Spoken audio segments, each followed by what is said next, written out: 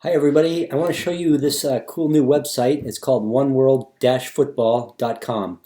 It was developed in time for last year's European Championship, and it will be again showing all the results from the 2022 World Cup and the 2023 Women's World Cup and all the international tournaments going forward. We'll also be adding some tournaments from historic tournaments. You can see up here, for example, that we have the last two men's World Cups, the last two women's World Cups, and as well as the 2020 Euro Championship. So when you want to switch to a different tournament, you just choose it here. On the left here, you can see all the results from the last World Cup and also a video highlight of each of the games. This screen that you're looking at here is called the dashboard. It's a quick way to look at a given country. So if we look at Brazil, it shows that Brazil has won the World Cup 5 times. They've been in it 20 times. In this particular World Cup, they were in Group E with Costa Rica, Serbia, and Switzerland. And it also shows all the results of Brazil in the 2018 World Cup. We can look at Russia, same thing, Mexico. You just choose a country and it'll give you a quick overview of that country. If you want more details about the players, you click on squads, and here we have the Brazilian squad here on the left. It shows you their names, their positions, and so on, as well as their club. And this is the club that they were on at the time of the World Cup. The players move around a lot, so in 2022, a lot of these players will be on different clubs, and it will show that. If you want more details on a player, you just click on it, and here we see this player plays in Brazil, and it gives his details. If you want to look at another player, you click on that player, and it shows this player plays in Italy, for example. As far as we know, this is the only soccer site that uses a map as the interface, and it makes it all very easy to see the results very quickly. So let me just show you that. So if we go, for example, to group stage round 1 of the 2018 World Cup, we see all the teams that won in green. They won their first game. All the red countries lost the first game, and the yellow countries tied the first game. If you want more details, you click on it, and it shows you Brazil tied Switzerland 1-1 in the first game of the group stage. If you want to see, for example, which teams advanced to the round of 16, you go here, and we see that there's 16 countries that did advance, the green countries, and 16 red countries did not advance. And we can go all the way through the tournament. Let's look at the semifinals, for example. In the semifinals, all these purple countries had lost in a previous round. And in the semifinals, we had England and Belgium and France and Croatia. France and Croatia won. They both went on to the finals. And then England and Belgium did not go on to the finals. So we can also look by team. If you want to look at how a given team did, let's look at France, for example. France, we can read the results right here, but we can also see the results. All the teams in red lost to France. France tied Denmark, that's why it's a yellow, but they beat all these other teams, all the red teams. So that's why France won the World Cup, because they had beat so many teams. If we want to look at another country, you simply click on it. For example, we can look at Denmark, and Denmark tied France, they tied Australia, they beat Peru, that's why Peru is in red. Of course, we can also see the bracket, as any standard site would show you. It will show you the bracket as the teams progress here on the left in the round of 16 to the finals here on the right. A really nice feature is this group feature. For the Men's World Cup, there's 8 groups of 4 teams each. So this shows a leader from each group. So Brazil won their group, Colombia won their group, Mexico won their group, and so on. This is a really nice way to look at the groups during the group stage. You can see quickly which teams are in first or second place. Or you can look at the entire group. So for example, all the teams in orange here are in the same group. All the teams in blue are in the same group, yellow, and so on. So it's an easy way to see which countries are in a given group. Also shows the standings here in that group. Let's pop over here to qualifying. This map shows which teams qualified from each region. So you can see here 14 different teams qualified from the European region, 5 qualified from the South American region, 3 from the North American region, and so on. It'll also give you some information. Depending on the tournament, it'll show you information about the qualifying, how the teams got to be in the World Cup itself. I really want to show you this feature because I think it's the coolest in the whole site. This shows you where the players play when they're not playing for their national team. So we call this talent flow. So we look at Brazil, for example. All these players have left Brazil to go play on their club team. So for example, we click on England. We can see there's 6 players, 6 Brazilian World Cup players who play in England when they're not playing for Brazil. Or we click on Spain. We see there's 5 Brazilian World Cup players playing on clubs in Spain. So you can choose any country. Let's look at Australia, for example. Australia has all these players traveling elsewhere to play on club teams. You'll see they have a lot in England. They have 7 playing in England. I think 1 playing over here in South Korea.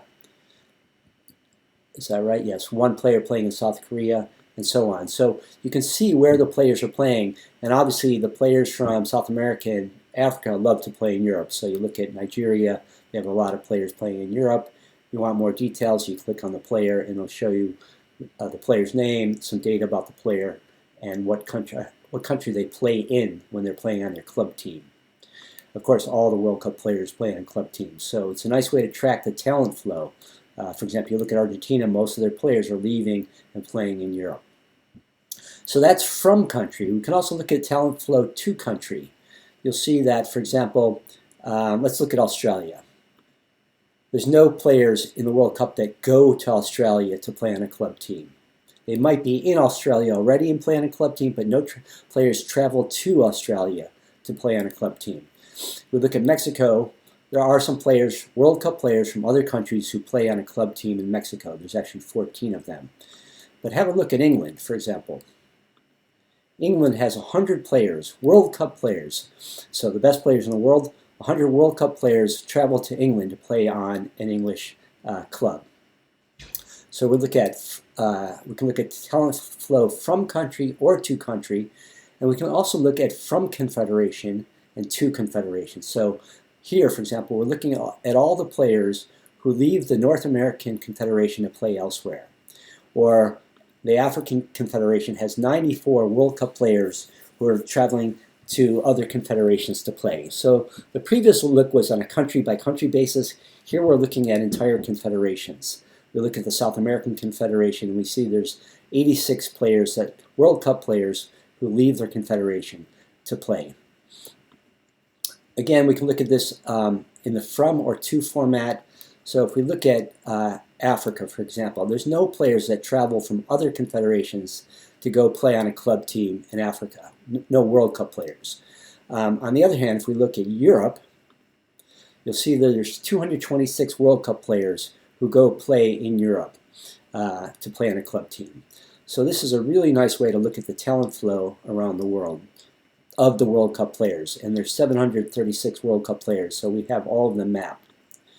We also have videos of all the World Cups going all the way back, the European Championships, the men's, great players on the men's side, great players on the women's side. So let's take a look, for example, at the World Cup. So we look at Brazil. We know that Brazil has hosted the World Cup twice, and we can watch, they hosted here in 2014, I was there, and in 1950, before I was born. And you can look at a clip of the final game of that World Cup. On the other hand, the United States has only hosted the World Cup once, so you only find one video here. This is a highlight of the 1994 final.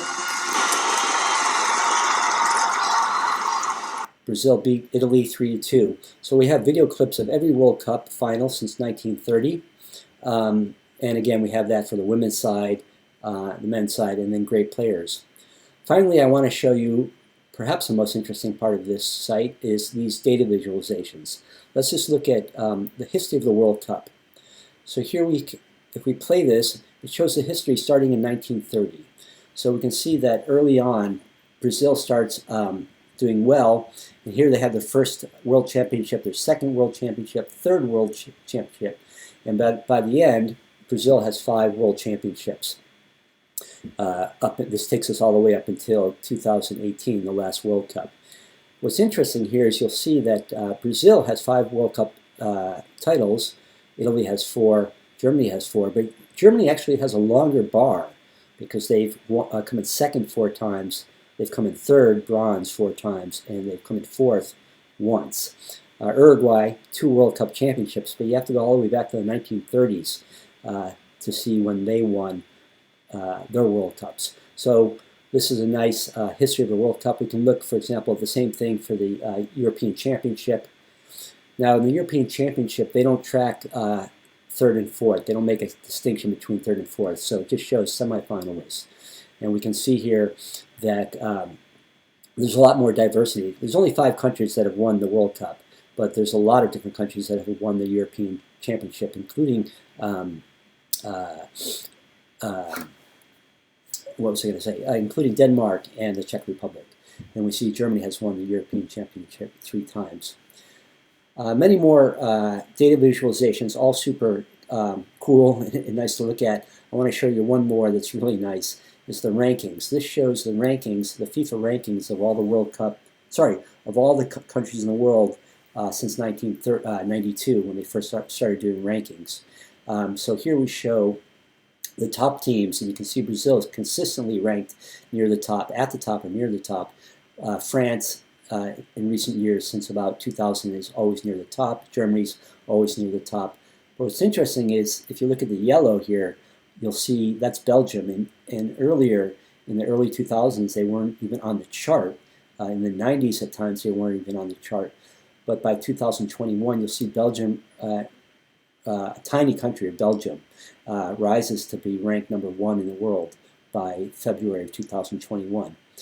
So this is the overall site. We have data visualizations here, videos, talent flow, which you saw, which I think is super cool, ways to track the groups, and a dashboard to give you a quick look at all the results over here. And again, these are all video clips of the highlights.